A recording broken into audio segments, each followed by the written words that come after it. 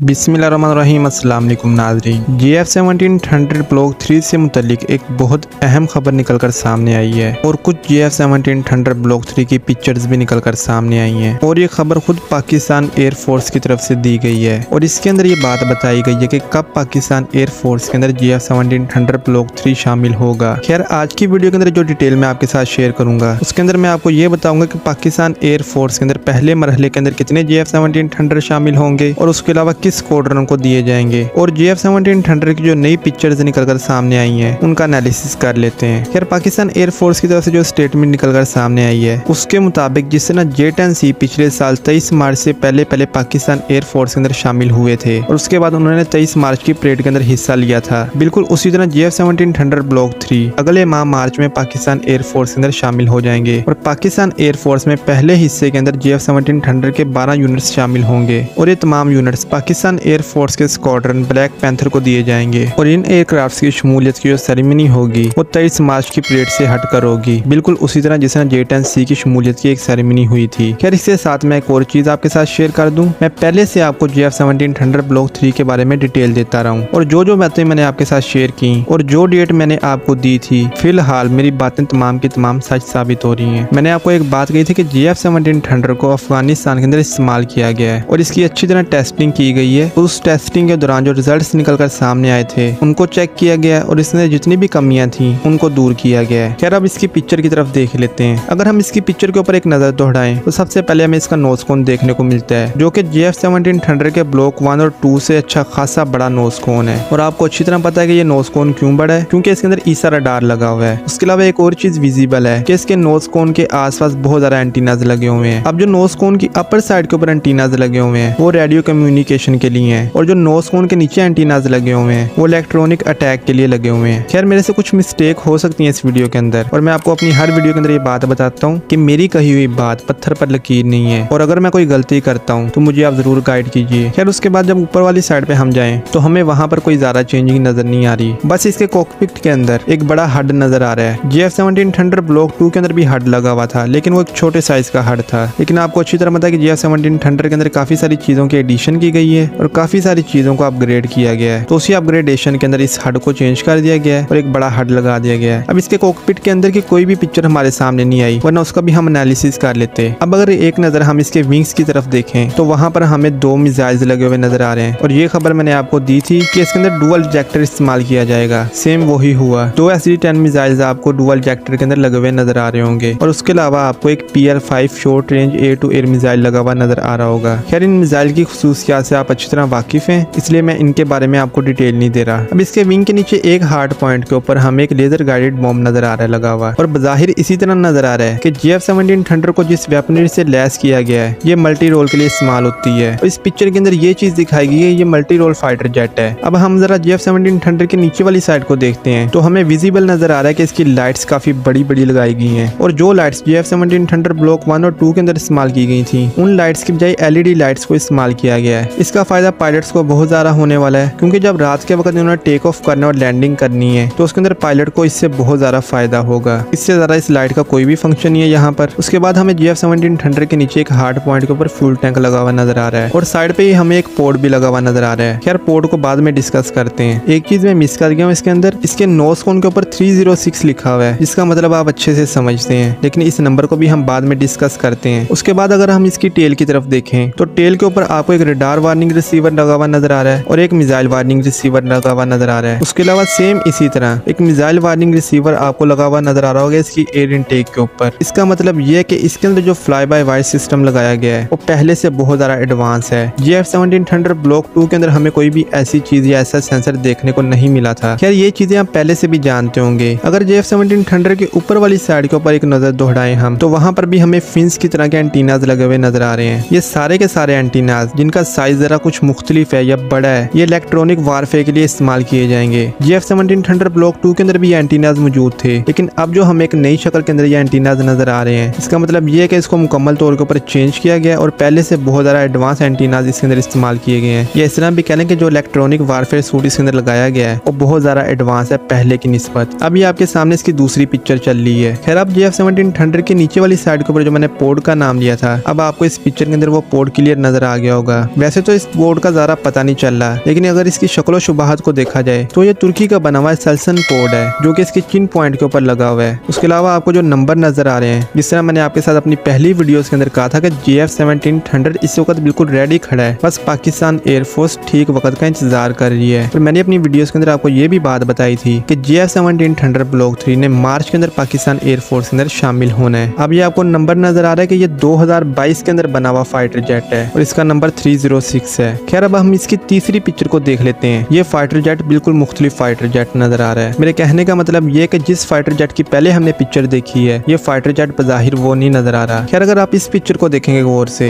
तो आपको यही नजर आएगा कि इस फाइटर जेट को इस वक्त बॉम्बिंग के लिए लैस किया गया है और इसके साथ 2 फ्यूल टैंक्स लगे हुए हैं और उसके अलावा इसके साथ 4 लेजर गाइडेड बॉम्ब्स को भी अटैच किया गया है और ये इस वक्त बिल्कुल रेडी खड़ा हुआ है किसी एरिया के अंदर डीप स्ट्राइक करने के लिए। और उसके अलावा इसके विंग्स के ऊपर आपको 2 PL-5 मिसाइल्स लगे हुए नजर आ रहे होंगे जो कि शॉर्ट रेंज मिसाइल्स हैं। लेकिन मैंने आपको ये बात कही थी कि ये जो फाइटर जेट की मैं पिक्चर आपके साथ शेयर की गई है, ये वो फाइटर जेट नहीं है जिसकी पिक्चर मैंने आपके साथ पहले शेयर की है। आप जरा इस फाइटर जेट के नीचे वाली साइड के ऊपर गौर कीजिए। यहाँ पर जो आपको लाइट्स लगी हुई नजर आ रही हैं वो LED लाइट्स नहीं है, यहाँ पर हेलोजन लाइट्स को इस्तेमाल किया गया है। मैंने आपके साथ एक बात बार बार शेयर की है इस वीडियो के अंदर कि पाकिस्तान एयरफोर्स ने इस फाइटर जेट को अच्छी तरह टेस्ट किया है और इसके अंदर जो कमियां कोताहियां रह गई थी उसको दूर किया है। तो ये जो पिक्चर है ये पहले निकल कर सामने आई थी। इसके अंदर ये नजर आ रहा है कि शायद पायलट्स के कहने के ऊपर या किसी और वजह से पाकिस्तान एयरफोर्स ने बाद में इसके अंदर बल्ब्स को चेंज किया है। वैसे अगर ज्यादा गौर ना करें इस पिक्चर के ऊपर तो ये बज़ाहिर इसी तरह लगता है कि जिस तरह GF-1700 का ब्लॉक 2 खड़ा हुआ है, क्योंकि इसके अंदर हमें मिसाइल वायरिंग रिसीवर टेल के ऊपर बिल्कुल क्लियर नहीं नजर आ रहे। लेकिन अगर ज्यादा गौर करें तो इसकी एयर इनटेक के ऊपर आपको मिसाइल वायरिंग रिसीवर लगे हुए नजर आ रहे होंगे। और इसके अलावा जो मेन चीज हमें नजर आती है जो कि इसको GF-1700 ब्लॉक 3 बनाती है, या हमें पता चलता है कि ये GF-1700 का ब्लॉक 3 है, वो इसके अंदर जो डुअल जेक्टर लगा हुआ है वो बताता है। उसके अलावा यहाँ पर इसका हड भी ज्यादा विजिबल नहीं है, लेकिन अगर ज्यादा जूम करें हम पिक्चर को तब हमें इसका हड भी नजर आता है। खैर उसके अलावा GF-1700 की एक और भी पिक्चर पाकिस्तान एयरफोर्स की तरफ से रिलीज की गई है। ये पिक्चर भी आपके सामने शो कर दी है। इसके अंदर पाकिस्तान एयरफोर्स का GF-1700 ब्लॉक 3 किसी भी किस्म के वेपन से लैस नहीं है और ना ही इसके ऊपर कोई पोर्ट लगा हुआ है और ना ही कोई फ्यूल टैंक लगा हुआ है, लेकिन इसका हड विजिबल है यहाँ पर। और इसके अलावा मिसाइल वार्निंग रिसीवर विजिबल है यहाँ पर, तो इसको भी देखकर यही कहा जा सकता है कि GF-1700 का ब्लॉक 3 है। अब जहाँ तक रिपोर्ट्स मेरे पास मौजूद हैं उसके मुताबिक GF-1700 जो पहले ब्लॉक 1 और 2 है उसके मुकाबले में GF-1700 के ब्लॉक 3 के विंग्स ज्यादा बड़े हैं और उसके अलावा इसके अंदर रडार कंपोजिट मटेरियल भी अच्छा खासा इस्तेमाल किया गया है और इसके जो विंग्स हैं उसके अंदर ECM पोर्ट्स को लगाया गया है और ECM पोर्ट्स को बिल्कुल वही शक्ल दी गई है जो कि विंग्स की शक्ल है। अब मेरे नजदीक जो इस फाइटर जेट के अंदर कमी है वो मैं आपके साथ शेयर कर देता हूँ। मुझे जो पहली कमी इसके अंदर नजर आई है, पाकिस्तान एयरफोर्स को इसके अंदर से हड को निकाल देना चाहिए था और इसके अंदर F-35 की तरह हेलमेट माउंटेड डिस्प्ले को इस्तेमाल करना चाहिए था। लेकिन पाकिस्तान एयरफोर्स ने किन वजूहात की वजह से इस हड को लगाया है ये पाकिस्तान एयरफोर्स अच्छे से जानती होगी, लेकिन मैं तो वही कह रहा हूँ जो कमियां मुझे नजर आई हैं। उसके अलावा इसके अंदर जो स्टिक इस्तेमाल की जा रही है फाइटर जेट को कंट्रोल करने के लिए वो दरमियान में है, लेकिन आपको पता है कि F-16 की जो स्टिक है वो साइड के ऊपर होती है। अब ये दरमियान वाली स्टिक है, रशियन फाइटर जेट्स के अंदर इसको इस्तेमाल किया जाता है और चाइनीज भी अपने फाइटर जेट्स के अंदर इसको दरमियान में रखते हैं। लेकिन अगर ये स्टिक साइड के ऊपर लगी होगी उससे एक तो पायलट काफी ज्यादा कंफर्ट फील करेगा और उसके अलावा फाइटर जेट को अच्छे से वो कंट्रोल कर सकेगा। इसके लिए ना मैं आपको एक आसान मिसाल दे देता हूँ। आप कोई कार चला रहे हैं या कोई ऐसी गेम खेल रहे हैं जिसके अंदर के स्टिक का इस्तेमाल हो रहा है, अगर वो स्टिक आपको साइड के ऊपर दी जाए तब आप अच्छे से कंट्रोल कर सकेंगे उस चीज को, या वो स्टिक आपकी दोनों टांगों के दरमियान में दी जाए तब आप कंट्रोल कर सकेंगे। खैर इससे आपको मेरी बात अच्छी तरह समझ आ गई होगी। मुझे 2 कमियां फिलहाल इस फाइटर जेट के अंदर नजर आई हैं, लेकिन खैर जो भी है हर एयरफोर्स अपने हिसाब से एक फाइटर जेट को खरीदती है या बनाती है और उसके अंदर जितना भी इक्विपमेंट इस्तेमाल किया जाता है वो एयरफोर्स अपने हिसाब से उसको लगवाती है। लेकिन हम तो यहाँ पर एनालिसिस कर सकते हैं जो कि मैंने आपके सामने पेश कर दिया है और कुछ सवाल मैंने आपके सामने रख दिए कि पाकिस्तान एयरफोर्स को इस चीज की बजाय ऐसे करना चाहिए था। खैर ये थी आज की वीडियो। अगर मेरे से इसके अंदर कोई मिस्टेक्स हुई हैं तो कमेंट बॉक्स के अंदर जरूर बताइएगा। तो मिलते हैं अगली वीडियो के अंदर, तब तक के लिए अल्लाह हाफिज।